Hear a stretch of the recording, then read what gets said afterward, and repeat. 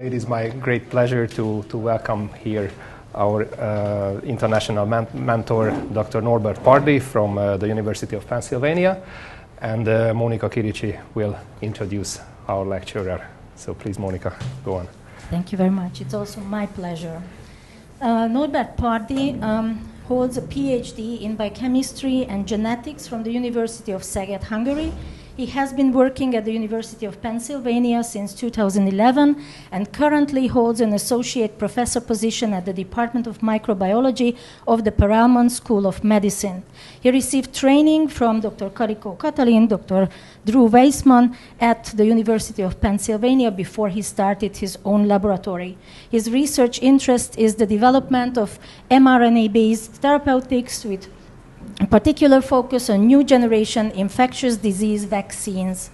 He explored the development of novel vaccine platform using nucleoside-modified mRNA in lipid nanoparticles and used it to generate highly effective vaccines targeting various pathogens, influenza virus, coronaviruses, malaria, and others.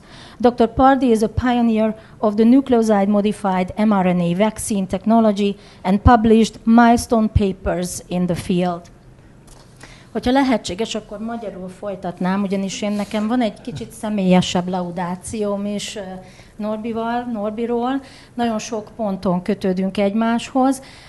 Pardi Norbert 1981-ben született Szolnokon, de Kisújszáson töltötte a gyerekkorát, ahonnan Karikó Katalin is származik, a saját férjem is.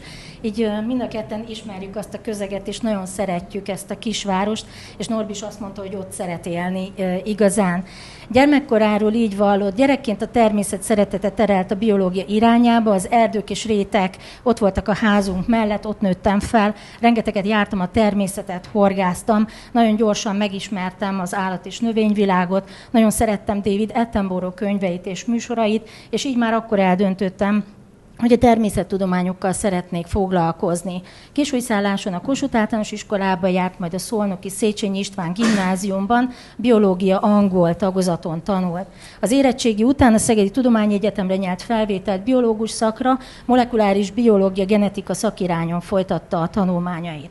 Így vallott erről. Már az egyetemi évek alatt éreztem, hogy szakmai tanácsokra van szükségem, ezért megkerestem Karikó Katalint, hiszen ő is kisújszállási, rendkívül nyitott volt, amikor hazalátogatott, mindig szakított időt arra, hogy tudományról beszélgessünk, és megosztotta velem a legfrissebb kutatásait, néha még a publikáció előtt álló eredményeket is. Ez nagyon inspiráló volt számomra.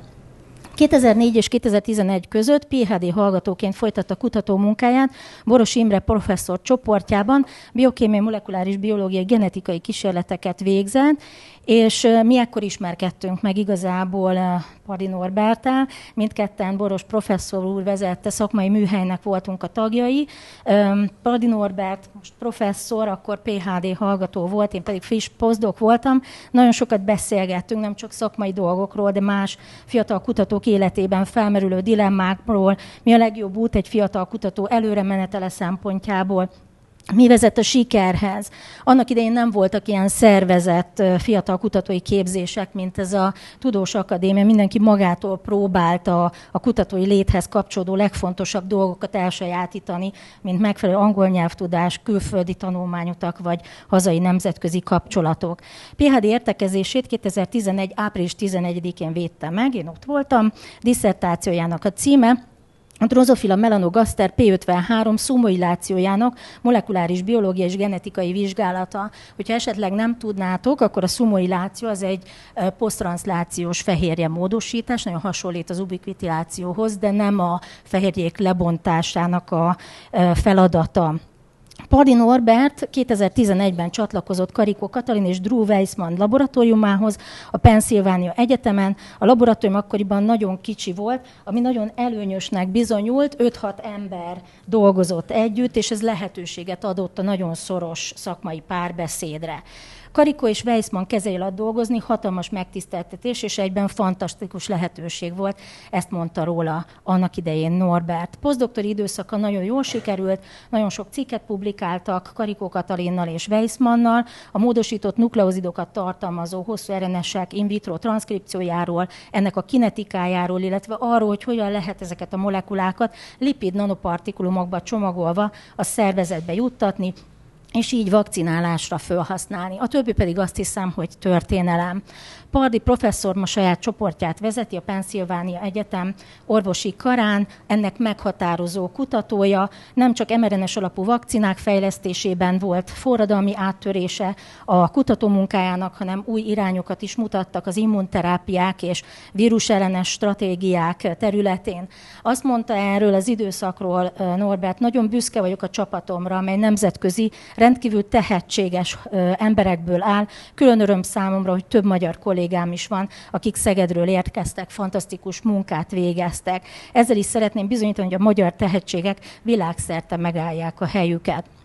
Rendszeresen publikál a professzor úr nagy presztízsű tudományos lapokba, Nature, Science, PNAS, ha jól számoltam, akkor fiatalkora ellenére 18 Nature cikke van, több mint 16 technológiai újítást talált fel, melyek szabadalomhoz vezettek, köztük az Zika vírus elleni immunválasz kiváltására szolgáló nukleozidmódosított RNS felhasználására, és 2021-ben ennek következtében a Gábor Dénes feltalálói díjat is megkapta, ugyanebben az évben a rangos Bayel díjat is megkapta. Már posztdoktori időszaka alatt is fiatal kutatói díjakat nyert el. Szerintem díjait, eredményeit, cikkeit hosszasan lehetne sorolni. Egy biztos, hogy Pardi Norbert neve az mRNA-s alapú vakcinák fejlesztésével és a jövő orvosi áttöréseivel fort össze, és például bizonyítja azt, hogy kitartással, elkötelezettséggel messzire lehet eljutni, és hogy a tudományvilága izgalmas, inspiráló lehetőséget kínál azoknak, akik hajlandóak keményen dolgozni.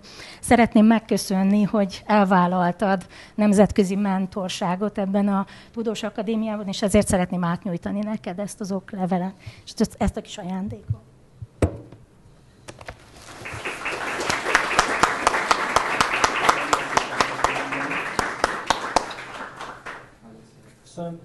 Nagyon szépen köszönöm, angolul folytatni, de nagyon szépen köszönöm a több mint kettes részletes bemutatást, és az utolsó mondatokkal, azzal pedig külön nagyon-nagyon egyetértek, hogy tényleg úgy gondolom, hogy kemény munkával, odafigyeléssel, meg azzal, hogy az ember együtt tud dolgozni másokkal, és nem csak a nehézségeket osztjuk meg, hanem a sikerekben is mindig megosztjuk, vagy mindig elismerjük azt, hogy nem egyedül csináltunk valamit, ha tényleg nem egyedül csináltunk, az úgy gondolom, hogy egy jó tanács a jövőre nézve, szóval hogy próbáljunk minél nagyvonalúbbak lenni az együttműködő partnerekkel. Jó, akkor átváltok angol nyelvre. Az előadásom az kb. Én azt gondolom, hogy 40 perc körül van, tehát mindenképpen lesz időnk kérdésekre, amit akár magyarul, akár angolul fel lehet tenni.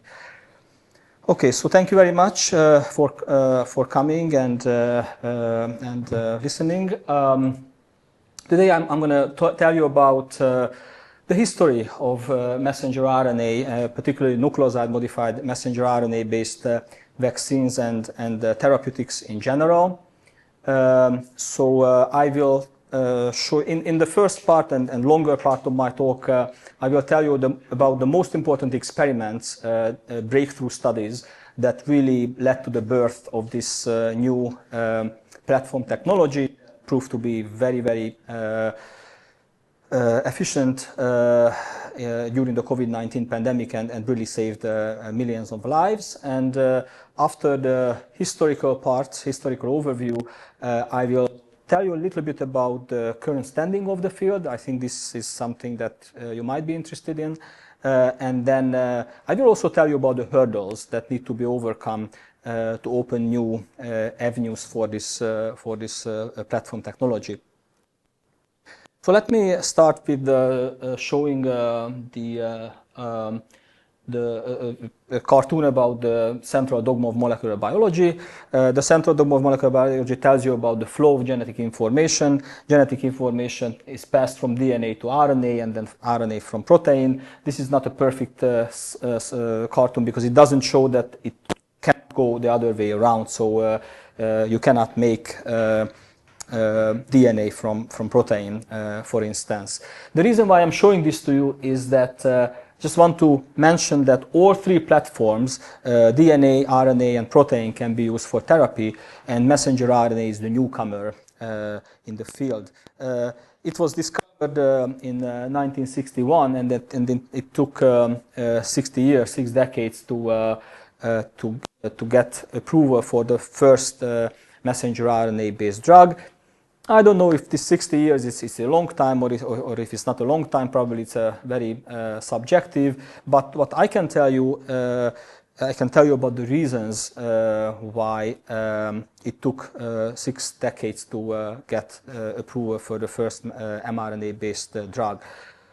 Very subjectively, I won't be able to tell you about everything because I don't have the time, but I will just tell you a bunch of reasons. So again, very subjectively, I believe that we can split these 60 years into 30 years and then roughly 30 years and then another 30 years. In my opinion, the first 30 years was between 61 and 1889. And it's very important to understand that even if you discover something, it really takes time until you understand how it exactly works. So again, messenger RNA was discovered in 1961, but people didn't know anything about it. They just discovered the molecule, but they didn't know anything about the structure. And obviously, if you want to use something for therapy, you have to understand, you have to know how it looks like, and then you can think about the different ways of manipulation, how to tailor it and make it into a medicine. So let me show you just 2 very, very important discoveries or invention that really help to learn more about RNA. Again, the most important thing that people could not make messenger RNA for a very, very long time. So it was very important that Doug Melton and Paul Krieg published a beautiful paper in Nucleic Acids Research in 1984. So this was 23 years after the discovery of RNA. And this was the very first study that showed that we can make IVT, in vitro transcribed, man-made messenger RNA. Until this point, people could isolate RNA from cells, but it was not possible to make it in the lab in an Eppendorf tube, let's say. So again, what they did was very simple. They made a plasmid DNA template. As you probably know, T7 RNA, sp6 or T7 RNA polymerase need a DNA template to be able to synthesize messenger RNA. So they made a plasmid DNA template that encoded the gene of interest. In this case, it was a human beta interferon gene. And of course, the plasmid contained an sp6 promoter for the sp6 RNA polymerase. And they just put together a very simple reaction, in vitro transcription reaction. They added the DNA template, the RNA polymerase, the 4 different nucleoside triphosphates, the building blocks of RNA, and of course, a capping enzyme. And they made a fully functional, beautiful RNA that encoded the human beta interferon. And then, to demonstrate that this RNA is functional, they microinjected this RNA into frog oocytes. I'd like to mention or to point out here that this was not a transfection, right? So they used the microinjector because at this time there was no mRNA transfection reagent available. So this is also very interesting because now we can use many different types and they all work well, but again 40 years ago this was the only way to deliver any nucleic acid into cells. So they injected the oocytes and then they demonstrated that human beta interferon was produced and they could measure it in the supernatant after 10-hour incubation. And again, this just demonstrated that this was a fully functional RNA. So again, 23 years after the discovery of RNA, people could make messenger RNA, the product that they really wanted to make in the way they wanted to make in an Eppendorf tube. I told you about the need of delivery. Delivery is always a problem for any medicine, and it was 28 years after the discovery of messenger RNA when people could transfect mRNA into cells. So in this case, Phil Felgner's lab published a very nice paper in PNAS, and they demonstrated that when they use lipofectamine, they could transfect mammalian cells with the messenger RNA that worked really well. So again, this was almost 30 years after the discovery of RNA when people could transfect cells. This was only in vitro. So again, it was not a mouse study. The first mouse study that very clearly demonstrated that mRNA can be used in animals successfully. It was published in 1990 again by Philip Felgner's group, and they injected unformulated RNA encoding reporter constructs into mice intramuscularly, and they demonstrated protein production. So this was the first demonstration, first published demonstration of the functionality of a man-made messenger RNA. But despite the critical and very interesting findings of this beautiful science paper, most people remain skeptical about the therapeutic potential of RNA, and the field really focused on DNA-based and other approaches. What were the major concerns about RNA as a therapeutic platform? So first of all, the unstable nature of RNA. So compared to the other nucleic acid DNA, RNA is not that stable, and many people believe that it is really not possible to use it for therapy. I believe the most critical problem was its really high innate inflammatory capacity. So the fundamental problem is that your immune system cannot really distinguish between a therapeutic RNA and, let's say, a viral RNA, unless you modify the RNA that you want to use for therapy. So we have many different RNA sensors in different cellular compartments that recognize RNA. So if you just use an unmodified RNA, it will induce a very, very serious inflammatory response, because your body will believe that it is probably a viral RNA, it's a danger signal, and it induces very strong inflammation, cytokine storm, and everything else. So it was a critical, it was very important to figure out how to make the RNA less recognizable for the immune system. Allow in vivo translatability, so obviously you want to produce as much protein from the RNA as possible. If you want to do this, you need to optimize every single part of the RNA. You need to optimize the capping strategy, you need to optimize the untranslated regions, you need to optimize the coding sequence, the poly-A tail, everything. And of course the last issue was insufficient in vivo delivery. Again, delivery is always a problem for any, or almost always a problem for any medicine. This was a big challenge also for messenger RNA-based therapies. Again, people could transfect RNA into cells, as I showed you from 1989, when lipofectamine, when people started to use lipofectamine and other reagents, but you cannot really use lipofectamine for sufficient and safe in vivo delivery. This is important. So the first three issues were more or less resolved by the early pioneers of the mRNA technology at the University of Pennsylvania, and you all know that Drew Weissman and Katalin Karikó received the Nobel Prize in medicine, physiology or medicine in 2023, almost 2 years ago. Let me tell you about the most important studies that the most important discoveries that really led to the Nobel Prize for them in this field. I will tell you about 3 papers very briefly. Most probably this experiment is the most critical, and it's really a beautiful study that was published in a very nice immunity paper 20 years ago. So what they did here is that they isolated RNA from different types of cells and different compartments. As you can appreciate, they isolated RNA from mammalian cells, but also from prokaryotic cells, and different types, nuclear RNA, cytoplasmic RNA, total RNA, and everything else. And then they transfected monocyte-derived dendritic cells, a cell type that is equipped with many different RNA sensors, and then they measured the inflammatory capacity of the RNA by measuring TNF-alpha production of these cells in the cell culture supernatant. Most importantly, look at the purple bar, they also used an in vitro transcribed RNA that they made in the lab. So the take home is basically the title of this slide.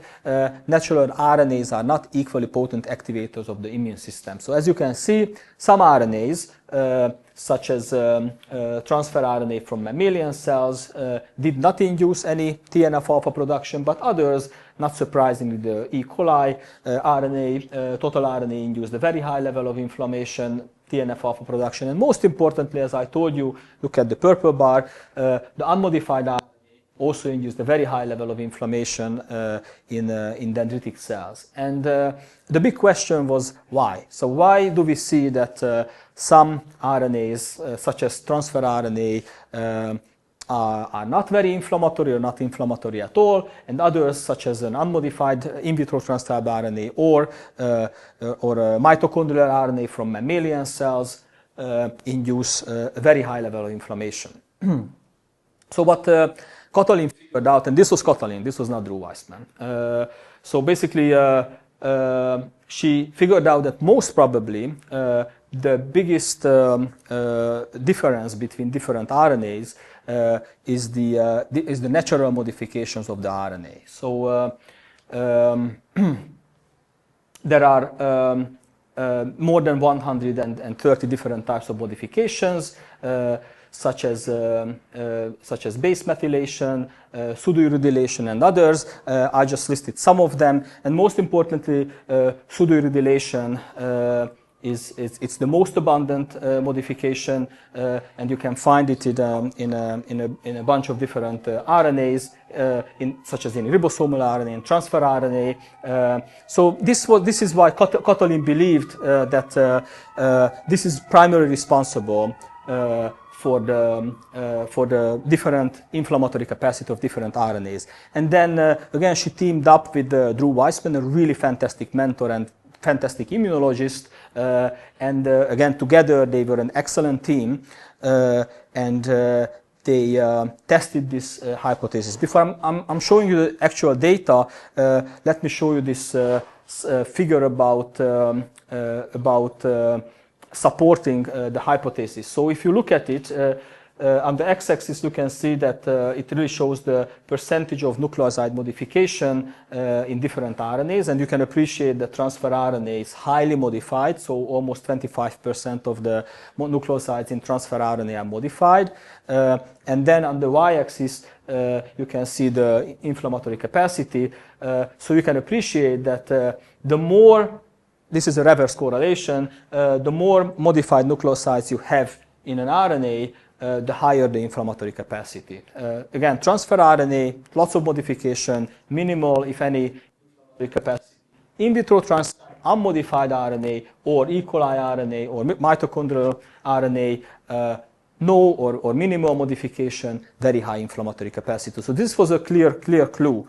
But they directly tested it, and it really turned out that when Drew and Katalin transfected monocyte-derived dendritic cells with an unmodified RNA, it really induced a high level of inflammation, but when they used different types of modifications, such as 5-methylcytidine modified or pseudouridine modified, pseudouridine, or actually a modified version of pseudouridine is used in the current generation of COVID-19 mRNA vaccines, you can appreciate that it did not induce or induce very low level of TNF-alpha production compared to the unmodified, and also low level of IL-12 production. So the take-home from this experiment was that modified nucleosides can decrease immune activation, and this is very important for therapeutic applications.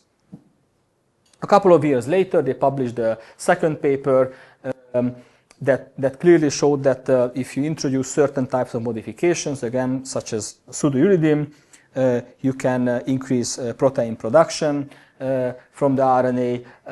So they transfected cell lines, 293 cells, or primary cells, murine dendritic cells, with unmodified RNA or different types of modified RNAs, and then they measured light, because this was a luciferase, 5'-luciferase encoding RNA, and light production reflects the translational capacity.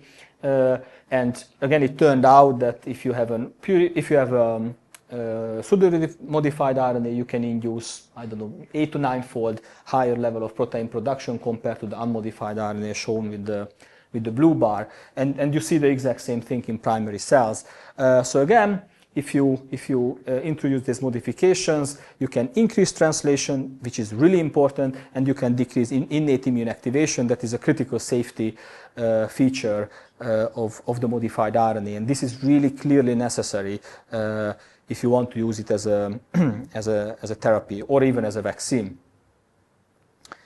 If we go back to this figure, I just want to show you one more time that, again, if you use modified RNA, you can decrease innate immune activation, but in many cases it's not zero. So particularly for IL-12, you see that there is still some immune activation induced by the modified RNA, and they really want to make Katalin, because Katalin wanted to use the RNA for therapy. She didn't really want to use it for vaccines. That was Drew Weissman. But Katalin wanted to use it for protein replacement, and obviously, and I will tell you more about it a little later, if you want to use it for protein replacement, you don't want any inflammation if possible. So they asked the question, what causes this residual immunogenicity in modified RNA? So what they were thinking was that most probably there are some contaminations in the in vitro transcribed RNA preparation. When you make an IVT mRNA, in vitro transcribed messenger RNA, the T7 or sp6 RNA polymerase always generates short abortive products. These are short single-stranded RNAs that can, since they are complementary, they can form double-stranded RNAs. And short double-stranded RNA or even long double-stranded RNA is very, very inflammatory. So it induces tons of inflammation. And it's very well known that we have many different double-stranded RNA sensors in different cellular compartments, such as toll-like receptor 3 in the endosome, but also we have more than 10 double-stranded RNA sensors in the cytoplasm. So Drew and Katalin believe that most probably this is responsible for the residual immunogenicity. And to directly address this, they did a Western blot experiment in which they used a double-stranded RNA-specific antibody called J2. And this J2 antibody recognizes double-stranded RNA in a sequence-independent manner. And what you can see here that when they apply this antibody, the RNA can be unmodified or modified. This preparation always contains double-stranded RNA contamination, and this is responsible for the residual immunogenicity that I showed you. So they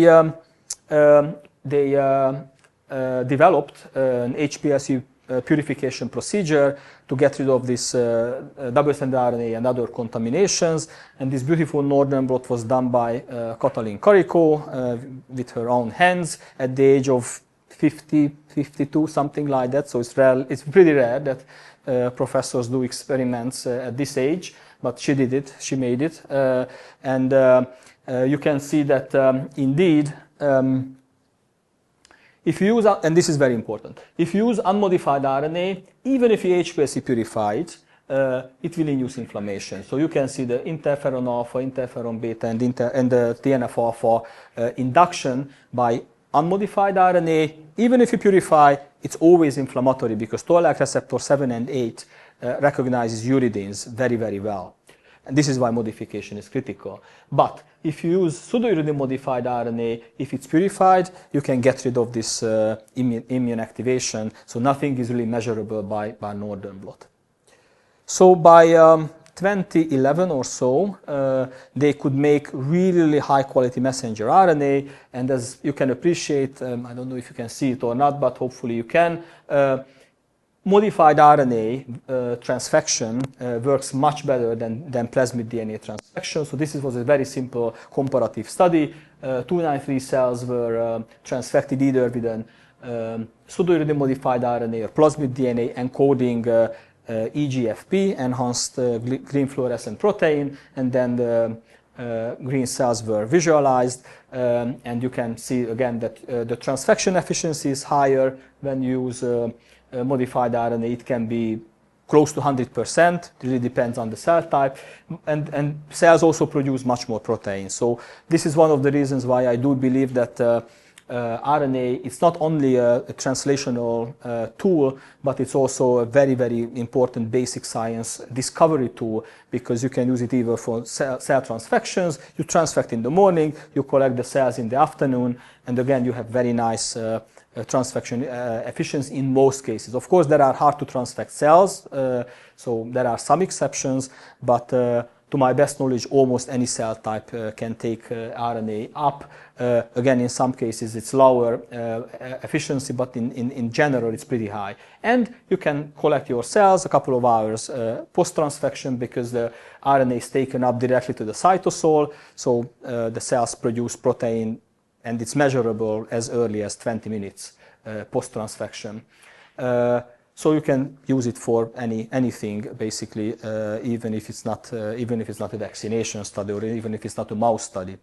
So this was the time, 2011, when I joined Drew and Katalin, and at this time the biggest, or the only main issue was delivery into animals, because again, Katalin wanted to use it for protein replacement. Drew wanted me to develop vaccines, but of course we need to vaccinate animals. We cannot do vaccination studies in cells, and so we had to figure out how to solve the delivery problem. And in the first 3 years of my postdoctoral period was really tough. As Moni mentioned, it was kind of fun in the sense that I could directly work with Drew Weissman. He was pipetting on my right, Katalin was pipetting on my left, I was in the middle. So we talked a lot about science, and again, I really learned from the best mentors.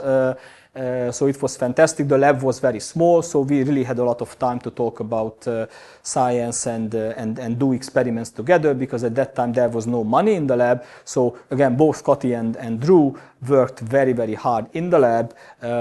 They were not just sitting in the office and do management work. It was a lot of wet lab research as well for both, and they were really, really good wet lab research scientists as well.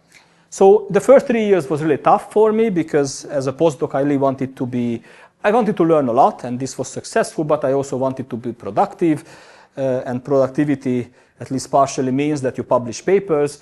And again, the first 3 years I really tried every single possible available reagents to deliver RNA, and many different ways to deliver RNA into animals, but none of them were successful. So I had enough data to publish 5 papers in the Journal of Negative Results, but we couldn't really publish anything in other journals until we bumped into a company called Acuitas Therapeutics, and this company is now very famous because their product is used in the Pfizer BioNTech COVID-19 vaccine. So we bumped into a publication from this company, and it turned out that they have very special RNA transfection reagents. They call them lipid nanoparticles, and they were developed to transfect or to deliver small interfering siRNA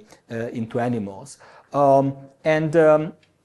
The reason why normal standard liposomes don't really work well in animals, because they are permanently positively charged. And this is a problem, because if you deliver a positively charged molecule into animals or humans, a lot of serum proteins will bind to the negatively charged serum proteins will bind to the positively charged lipids, so they can form clogs, and this will lead to a lot of adverse events. This is a very, very big problem, and the magic with these LNPs are that they are not positively charged, or they are almost uncharged under close to neutral pH. So, for example, in the bloodstream, pH 7.4,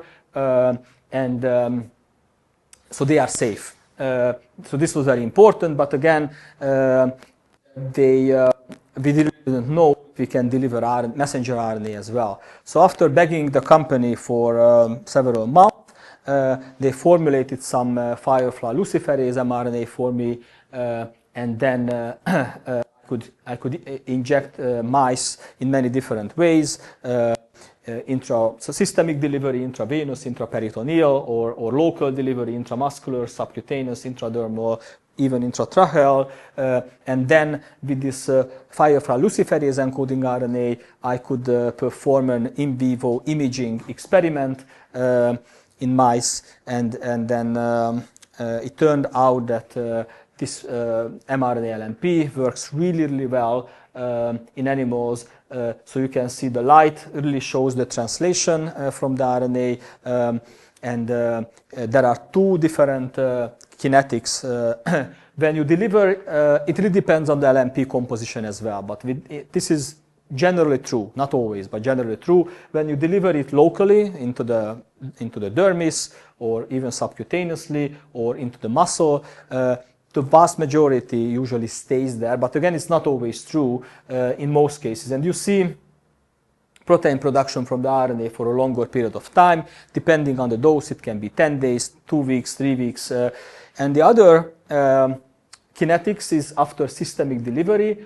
Most LNPs target the liver after systemic delivery. It's excellent if you want to cure a liver disease, but it's really not great for everything else. And you usually see a very high level of protein production, but only for a short time. So let's say 2 days. Again, it really depends on the dose and the type of LNP, but this is generally true.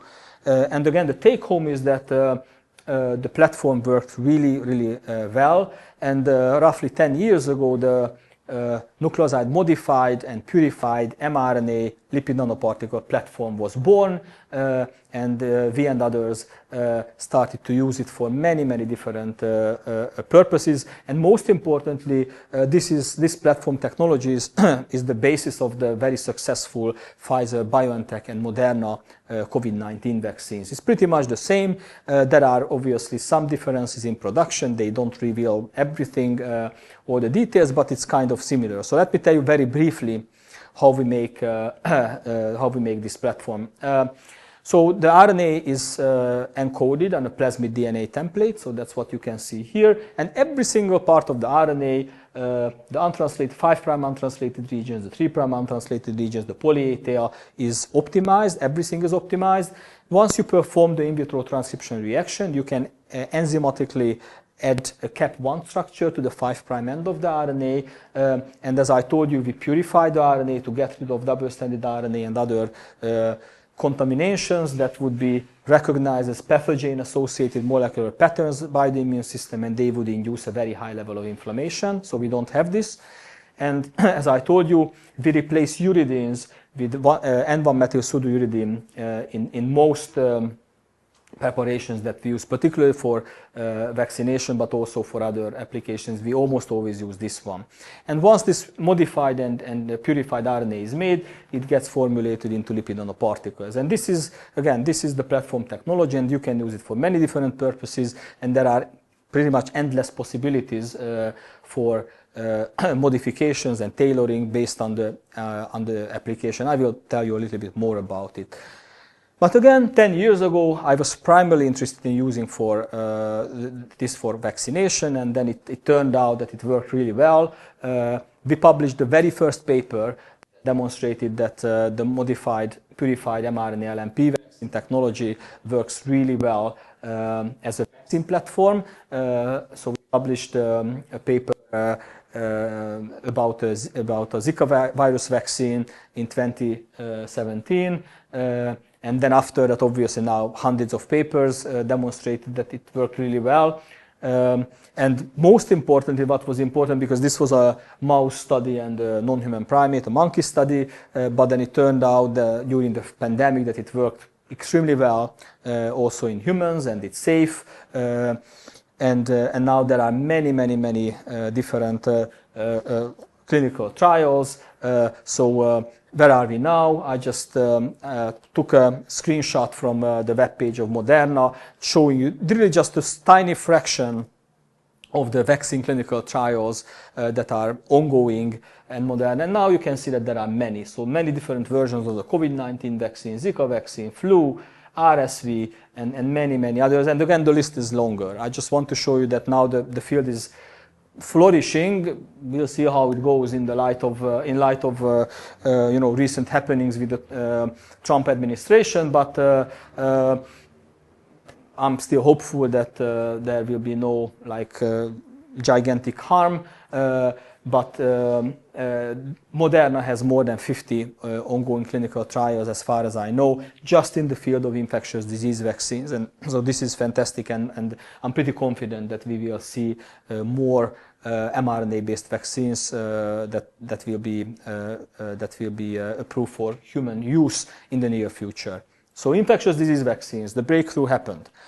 How about cancer? So during the COVID-19 pandemic, we heard from many sources that okay, the next breakthrough will be cancer vaccines using RNA, but obviously it doesn't happen so quickly because it's a very different scientific problem. For most prophylactic vaccines, particularly viral vaccines, you want to focus on antibody production, but this is not necessarily true for cancer vaccines. For cancer vaccines, you really want to induce a very strong CD8 T cell response. In most cases, for solid tumors, antibodies can also be useful. But in most cases you want to focus on CD8 T cells, and the requirement of CD8 T cell induction and antibody induction are different.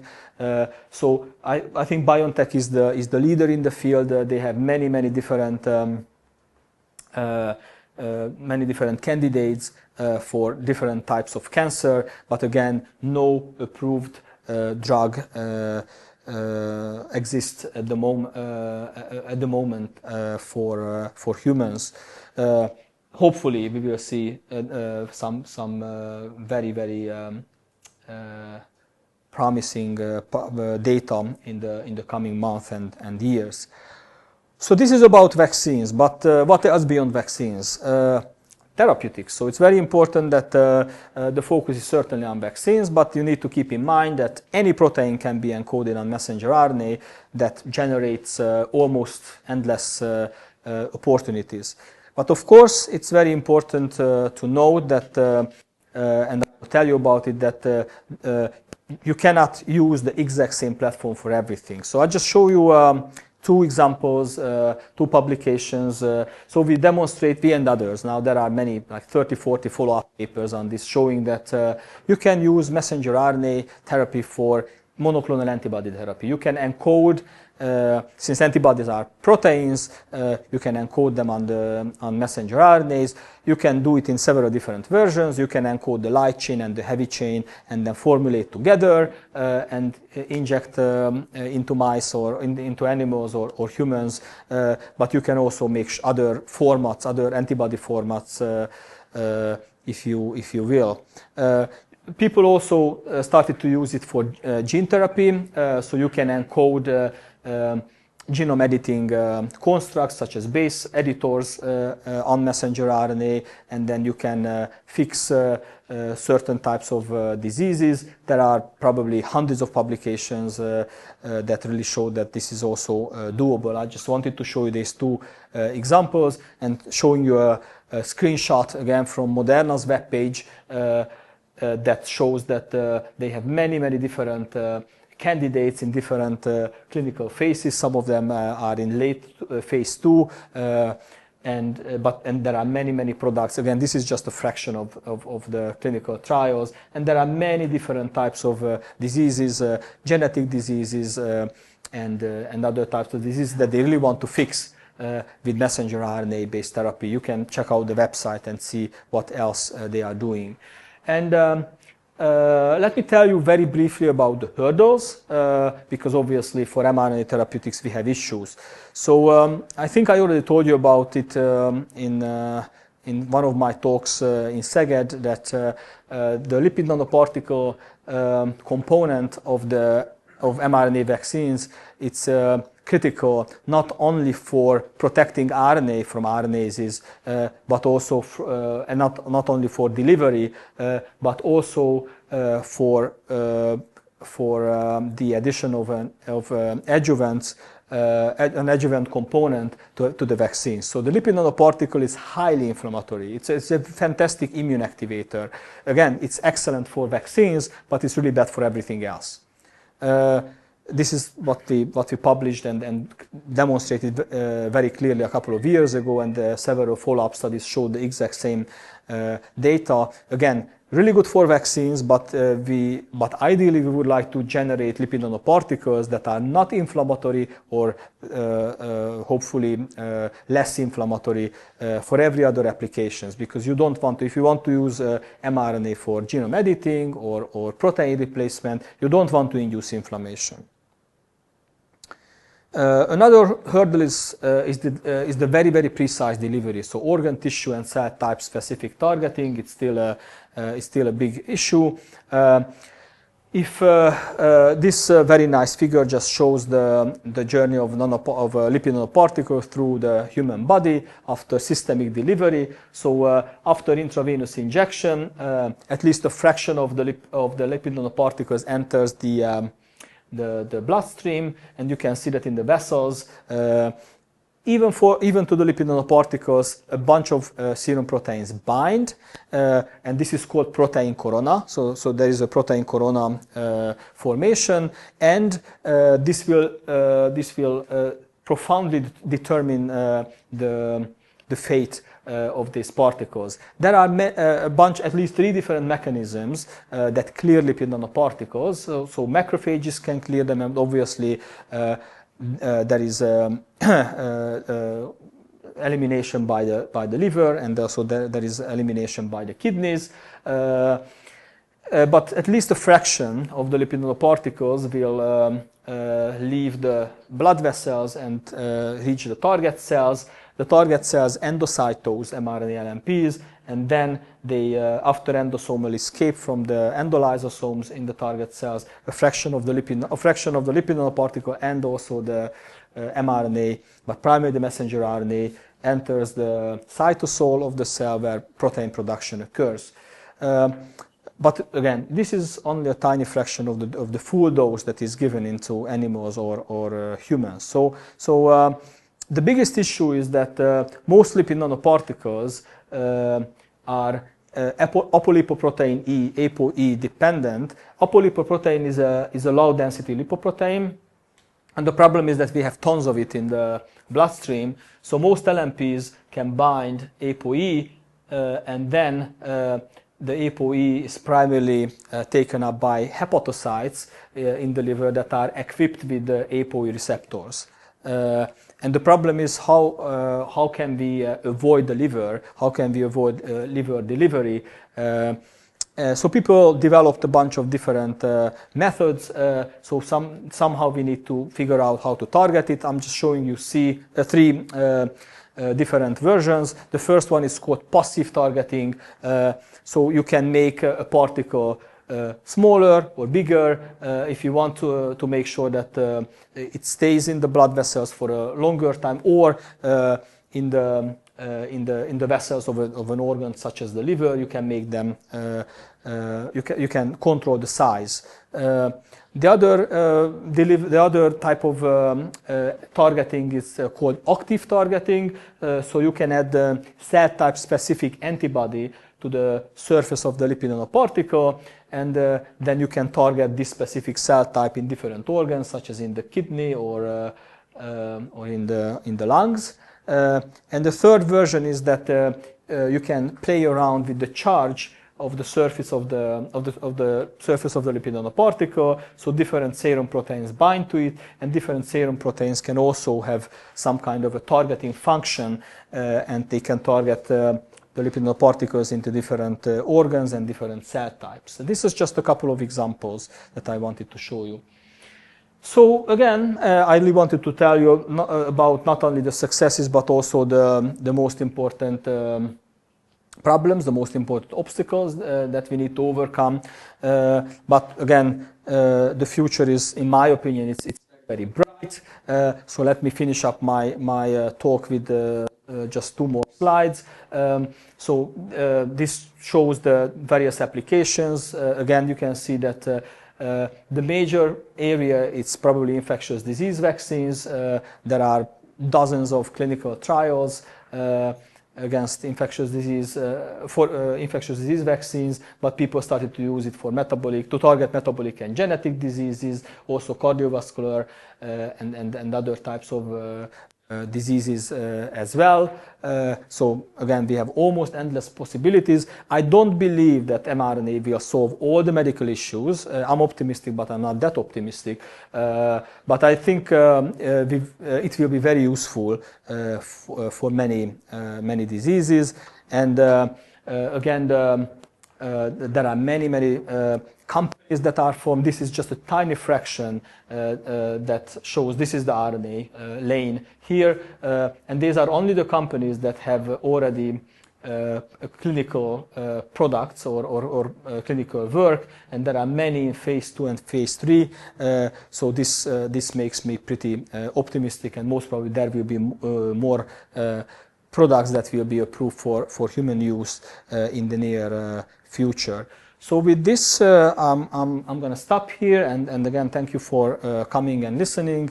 If you have any questions, or if you believe that I can be useful for you in the future, then feel free to reach out to me.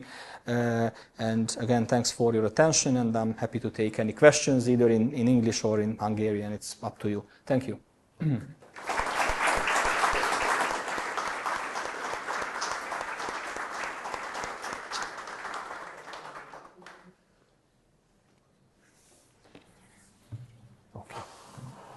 Well, thank you very much for this truly inspiring lecture. I must say that I'm from the chemistry side, but I really did enjoy your talk, and I could follow all of it. So that's a compliment, I think.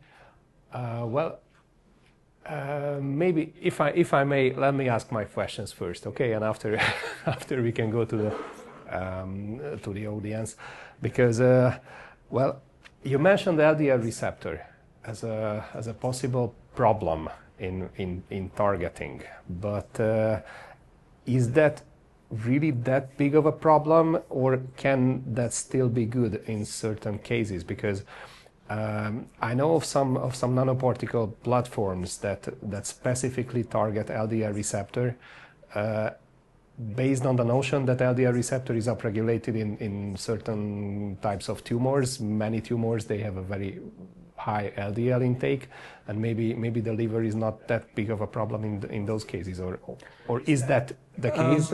I think, what do you think about this? I think it can be useful in some cases, but the problem is that if you so from that point the delivery will not be specific, right? So the problem is that the liver still will it will be a sink, basically. It will be a waste because maybe 80%, 70% of your injected particles will be targeted to the liver, and maybe, let's say, just 3% will go to the tumor cells. So you want to be as specific as possible. And again, we have a bunch of projects in which we target the liver to treat fatty liver disease and stuff like that. But again, so for those projects, liver targeting is just fantastic. But for everything else, it's a problem. Maybe one more question about the targeting still.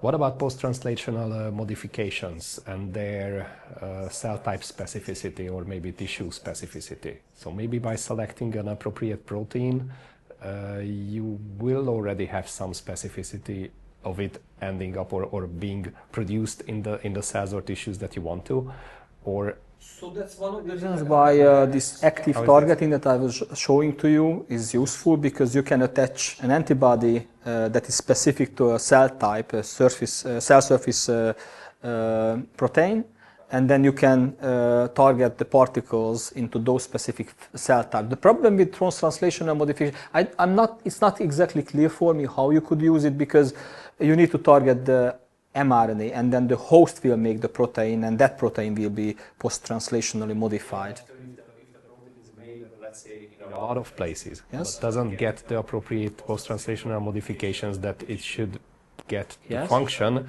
then in a lot of places, okay, maybe it will become as a sink, but the effect might still gain specificity from the functional protein ending up in the places where you want it to. Yes, it's possible, but I think it happens relatively rarely, particularly if only a tiny little fraction will go to the place want it to go. Okay. Thank you so much. Thank you very much. I have actually a lot more questions. It's we really can, very we can talk inspiring. about them. However, let me give the opportunity to the audience. Maybe if Monica will have to. Sure, sure. Thank you very much, Moni. I'm really happy that you came and you have joined the Academy as a international mentor. So thank you so much, Moni. We will gain a lot of knowledge and a lot of possibilities with having Professor Pardi in the Academy. Thank you so much, Moni. See you. Okay, so anybody from the audience with questions, comments, please. Yes. Go on. Maybe you will need to use the microphone so that online others can also hear what you're asking. So my name is Márton Cikály. I'm a third-year PhD student here in the Biological Research Center. And I'm really interested about how your lab works. So you mentioned that you really enjoyed this very small lab that you could really learn from the mentor. What about your lab? Is it the same? So you also wanted to actively have a small group that you enjoyed? Thank you very much. It's a great question. Or a very important point. Pretty much, yes. So my lab at the moment, it's pretty well funded. Hopefully it will not change with time. And I really wanted to hire very motivated, talented people. You don't have to be a genius. It's enough. I'm not a genius either. But I always worked very, very hard, and I was always very motivated, and I think that's much more important. But I usually say that it's much better having smart and very motivated, hardworking people rather than lazy geniuses. So that's the strategy that I'm following.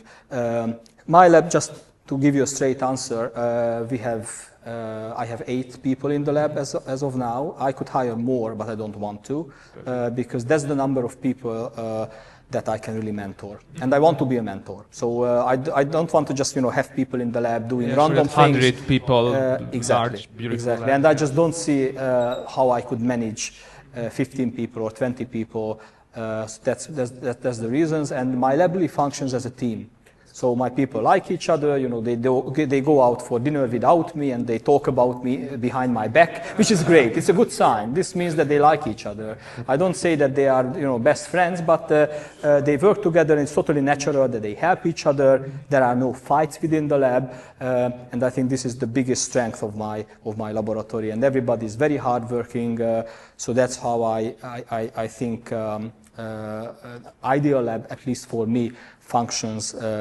And again, we publish more than many people, many other labs that are much bigger, because we are very focused, we are hardworking, and we try to spend the taxpayers' money in the best possible way. And this works pretty well for me.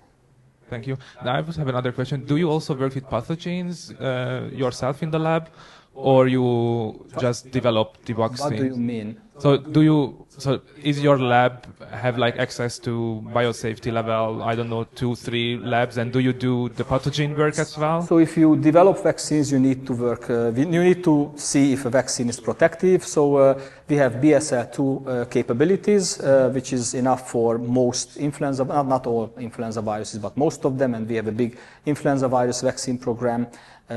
So the short answer is yes. We can go up to BSL-2, and everything else that is above BSL-2, BSL-3 and 4, we have collaborators. So in this case, we just send the vaccines to the collaborator, and they have animals in A, BSL-3, 4. They immunize the animals, and then they can challenge them and see if the vaccines are protective or not. Thank you very much. So that's another thing that I just want to mention, that my lab is very, very collaborative. So we have more than 50 collaborators in 30 different countries. Many of them, I'm very proud of it, many of them in Hungary. Absolutely amazing projects, very, very nice collaborators. And this is great because we have access to pretty much anything that we want. Thank you very much. Sure. Further questions?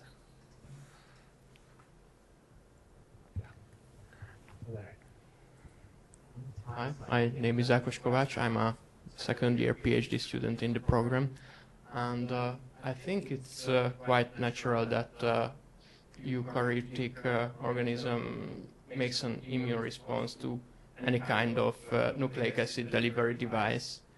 But in most organisms, there are some kind of extracellular vesicles and exosomes that can deliver smaller RNA types. Mm-hmm. Would it be possible to design lipid nanoparticles according to these extracellular vesicles that are more similar to natural inner particles? Yes, very, very good point. People are working on it very hard, and people also would like to deliver messenger RNA by using actual extracellular vesicles. So they don't use LNPs, they use extracellular vesicles. I'm really not an expert in the field, but as far as I know, there are several very critical limitations. One of them is that extracellular vesicles are not homogeneous. So there are many, many different types, smaller ones, bigger ones, many different types. So the problem is that if you want to deliver an actual product that will be used in humans at one point, it has to be uniform. It has to be, all the experiments should be repeatable 2 million times. And that's my biggest concern with extracellular vesicles, that they are very, very heterogeneous. If you isolate them from cells, again, you will have a very, very heterogeneous population, and I'm not 100% sure if these are easily producible in the laboratory, for instance, as a synthetic product. Again, people are working it very hard for the exact same reasons that you mentioned, that they are natural, but I think there are major issues that people could not overcome as of now. But again, the idea is great, and this is a very active area of research.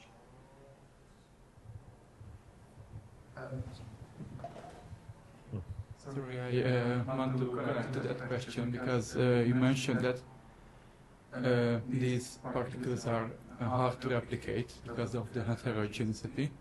But isn't medicine going that way, that to make therapies personally and not, well, so not medicines for everyone, but for a particular person each? And therefore we won't be able to replicate everything exactly the same. Yes, but I completely agree, and this is a great point. But at least initially, you want to show that this is something that is reproducible. Of course, after that, once you develop, let's say, a special cancer vaccine, it's called personalized cancer vaccine, and the leader is the BioNTech in this field. But firstly, they need to demonstrate that the technology works. And in this case, with the extracellular vesicles, the biggest issue that, again, as far as I know, but correct me if I'm wrong, it's just not easy to make them in GMP under conditions that are necessary to human medicine, I should say. This is the biggest issue at the moment. But I agree, for many applications, it really depends. A prophylactic vaccine doesn't have to be in person, like personalized, right? So it can be the same thing can be used for anybody. But certain types needs to be personalized. But again, the big issue with this that it works.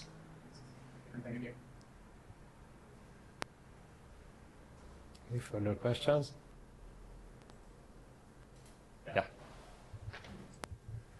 So you have mentioned personalized medicine, and I would like to ask that if we started focusing more on that today, how much progress could we make in 5 to 10 years? So would that actually be financially viable in terms of, let's say, for a cancer treatment to just get a personalized package for someone?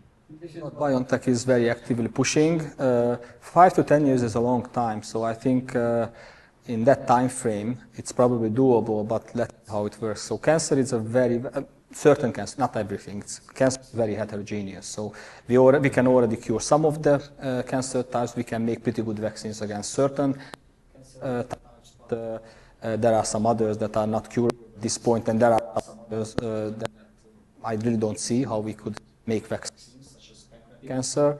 Again, in some cases you can make it personalized, but not always.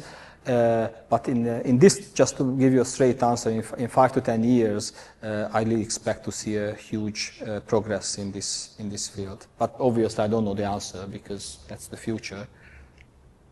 Thank you. Sure. Any other questions? Yeah. I was a first year student last year in the program, and my question is that you've talked about cancer and other kind of pathologies here, but what about autoimmune diseases? Because in some cases that's where protein structure is really essential. So people started to use mRNA therapy also to target autoimmune diseases, but this is still in infancy. So I know about 2 or 3 publications, but those are all preclinical work, so the mouse studies. So I think there is still a lot to do, but again, people are thinking of it and try to use it. We'll see how it works, because many times something works really well in animals, and then when you use it in humans, it's just not as good as it is in animals. But again, it's an active area of research. More questions? Yes. There.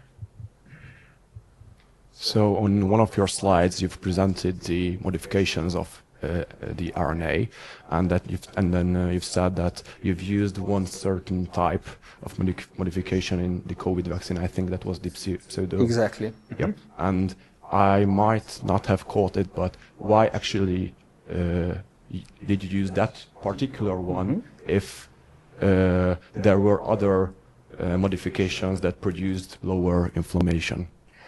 It's a very, very good point. So you need to keep 2 things in mind. One of them is the level of inflammation induced by, let's say, a modified RNA, and the second thing is the level of translation.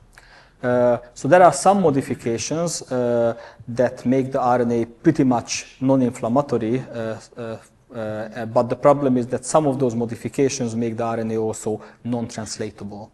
So you don't produce protein. You need to find a middle ground. You need something that makes the RNA more highly translatable and pretty non-immunogenic. And pseudouridine is just a good compromise.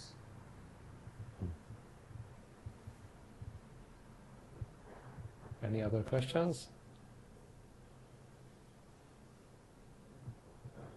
Then maybe I ask one more. Okay.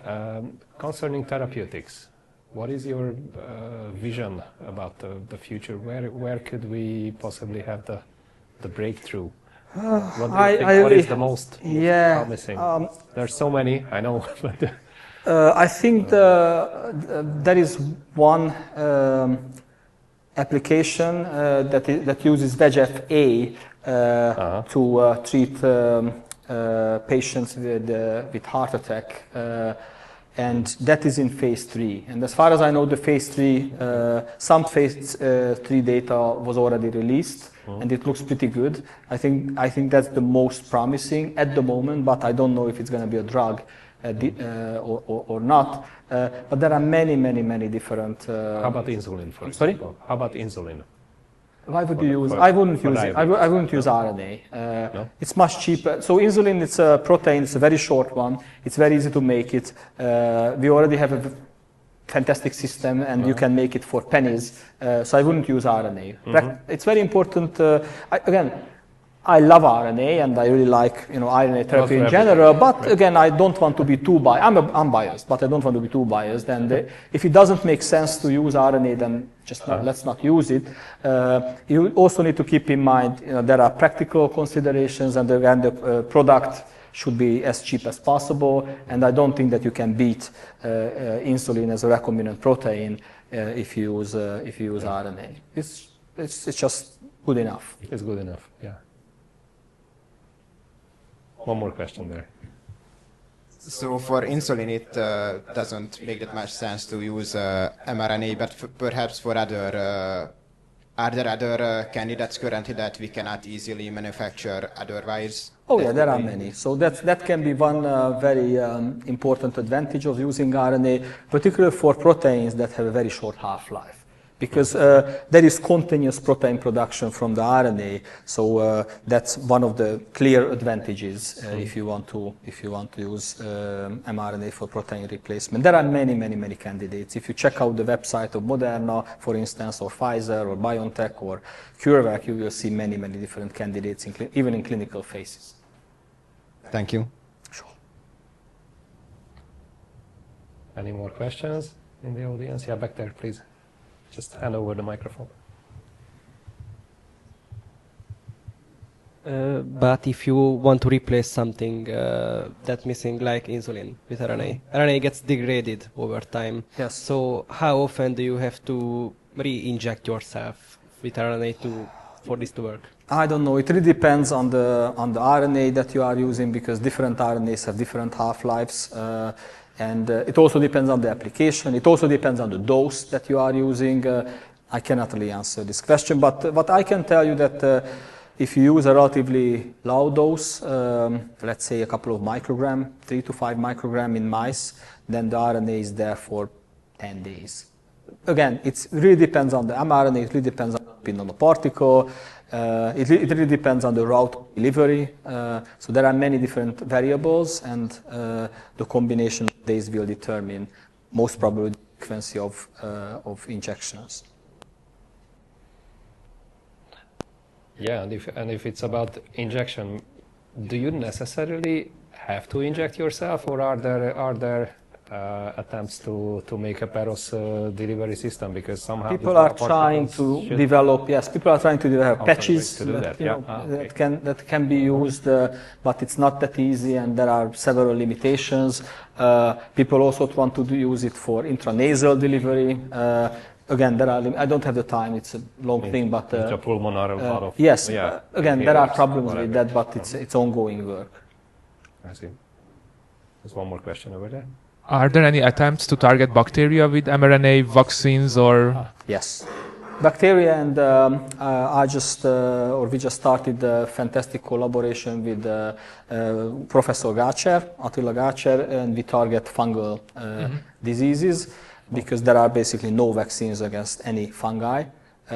So the answer is yes. Obviously, the major focus is viral diseases, but people try to target bacteria, fungi, and even parasites. And they are all vaccine-like attempts, or are there any like antimicrobial peptide production? Very good question. Yes, we also try to develop antimicrobial peptides, but it's also a very complicated problem, because these are very short, so you need to worry about many different things. You need to apply it specifically. You need to figure out, because you probably know that these antimicrobial peptides are made as a peptide, so they need to be cleaved several times. So it's not easy. Sometimes non-ribosomal peptides. Exactly. You need to figure out how to make it secretable.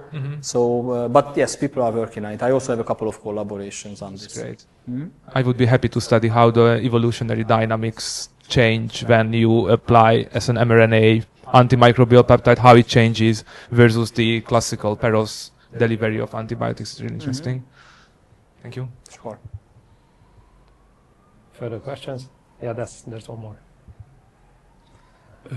So you've mentioned the financial threats the current administration poses, but I'd be interested in another aspect of it, like that some politicians actively erode public trust in your field, in your work, like making anti-vaxxer sentiment mainstream.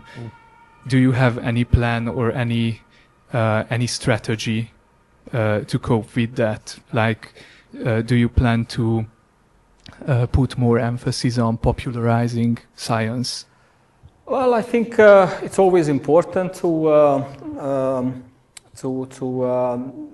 explain people, particularly people who have concerns about any therapeutics or any medicine. I should say it's not only messenger RNA, it's everything. So we would need to invest some energy, but to be completely honest, I think if you are a busy scientist, you just don't have the time to talk about all of these things, and I'm trying to focus primarily on those people. focusing on anything. I'm focusing on my work. Because I really don't think this is strictly my job. Of course, if somebody reaches out to me and wants to learn more about mRNA vaccines, it happened many times that somebody just sent me an email, a nice email. And he or she wanted to learn about mRNA vaccines, and I always answer. I always try to provide some guidance and also some literature. This is what I can do, but I simply don't have the time to deal with those people. And again, I clearly don't think that this is my job to convince people about this. But again, it's very, very important, I agree. But I can do to make sure that my lab is still well funded, that I started to diversify my funding sources. So I applied to many grants in the European Union and elsewhere where basically mRNA research is not punished. Thank you very much. What is your personal favorite among the many projects that you are I have many. Working on? They are many favorites. all my children. So you don't have a favorite child. Oh yeah, that's a great point. Any further questions, maybe?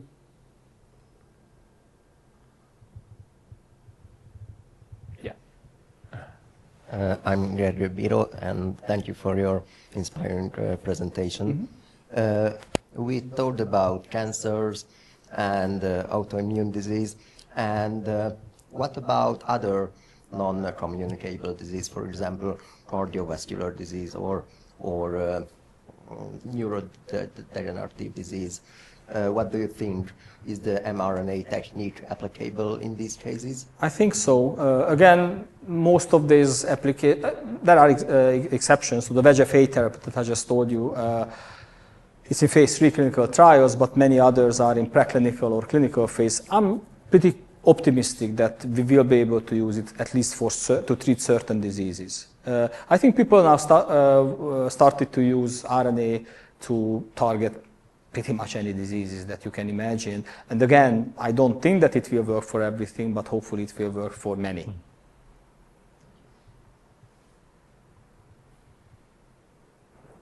Further questions?